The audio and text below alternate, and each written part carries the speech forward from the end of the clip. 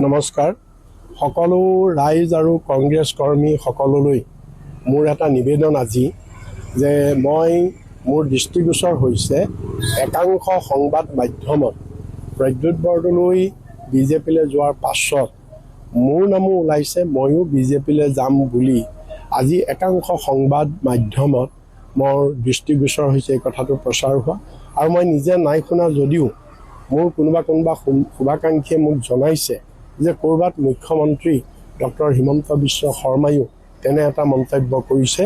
মই এই সন্দৰ্ভত পুনৰ স্পষ্টীকৰণ দাঙি ধৰি কওঁ যে মই বিজেপিত যোৱাৰ কোনো ধৰণৰ প্ৰশ্ন আহিব নোৱাৰে। মোৰ আদৰ্শৰ লগত কোনো মিল নাই। মই মৰিম, জন্ম হৈছোঁ এজন কংগ্ৰেছ কৰ্মী হিচাপে আৰু মই মৰিমো এজন কংগ্ৰেছ কৰ্মী হিচাপে। গতিকে মই বিজেপিলৈ যোৱা হ'লে বহু আগেই যাব পাৰিলোহেঁতেন যেতিয়া মোলৈ অফাৰ আহিছিল।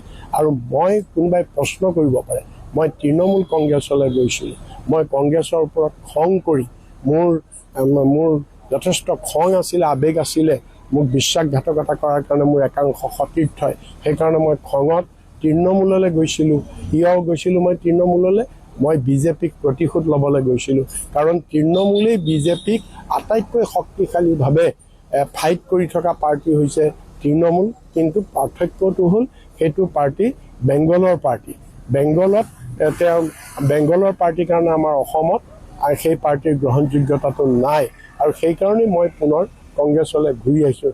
যোৱা হ'লে মই তেতিয়াই যাব পাৰিলোহেঁতেন বিজেপিৰ লগত ফাইট কৰিবৰ কাৰণেহে মই তৃণমূললৈ গৈছিলোঁ।